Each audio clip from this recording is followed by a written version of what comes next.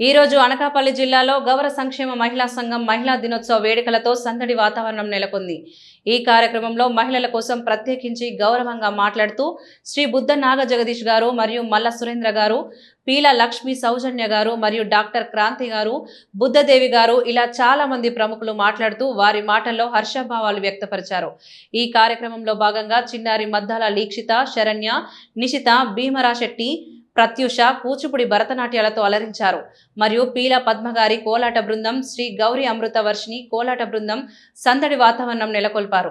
భోజనాల ఏర్పాట్లు వచ్చిన ప్రతి ఒక్కరికి చేయడంతో పాటు చిలిపి ప్రశ్నలు మరియు ఆటల పాటలతో వాటిలో గెలిచిన వారికి ప్రత్యేక బహుమతులతో సోషల్ సర్వీస్ విభాగంలో మంచి గుర్తింపు పొందిన ప్రతి ఒక్కరికి చిరు సత్కారంలో అందించారు.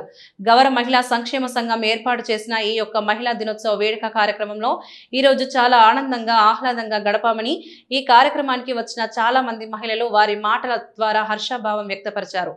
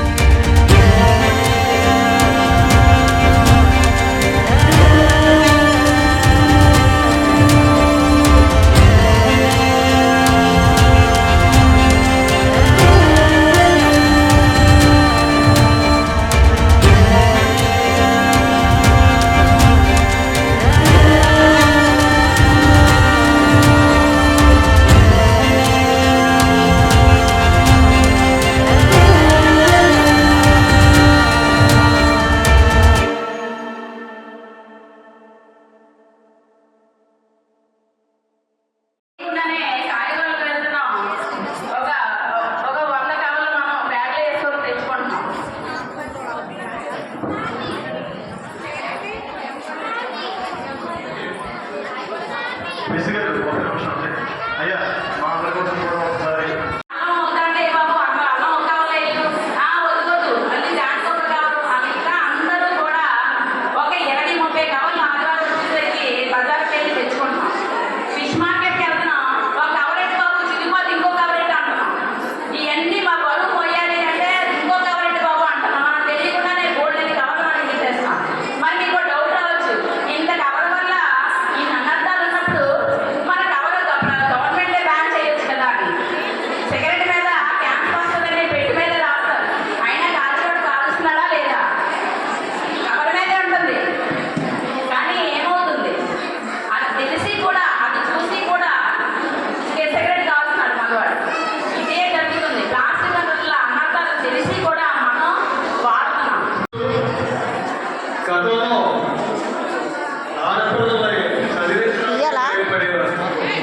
ఈరోజు ఆడపిల్లలు మగపిల్లల కంటే మంచి ర్యాంకుల్లో వెళ్తుంది.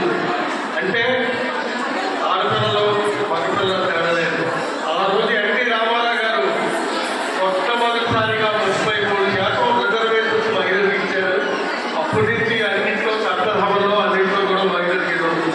అంతేకాదు ఈ మధ్య కాలంలో తెలుగుదేశం గవర్నమెంట్ వచ్చి చంద్రబాబు నాయుడు గారు మహిళలకు రాష్ట్రంలో ఎక్కడ తిరిగినా బస్ ఫ్రీ. అది మగవాళ్ళ దగ్గర డబ్బులు తీయాలి, లేడీస్కి స్పెషల్ ప్రయారిటీ ఏ పనైనా. ఇటువంటి పరిస్థితిలో మనం మన పిల్లల కోసం జాగ్రత్తగా ఉండాలంటే గతంలో అందరూ కూడా టీవీ దగ్గర కూర్చొని పిల్లలు చదివించేవారు కాదు. ఈరోజు అంతకన్నా భయంకరం. పిల్లలకి భోజనం తినిపించాలంటే సెలఫోన్ చూపించాలని పిల్లలు తినట్లేదు. ఆ సెలఫోన్ అనేది చాలా ప్రమాదం. ఏదో మీకు సరదాగా ఉంటుంది, ఇలా తీసేస్తుంది మా అబ్బాయికి మా మనవడలో భోజనం చేయాలంటే సెలఫోన్ చాలా ప్రమాదం. టీవీలకి సెలకి దూరంగా ఉంచి ఈరోజు కేంద్ర రాష్ట్రంలో మహిళలకు ప్రత్యేకమైన అవకాశాలు ఉన్నాయి.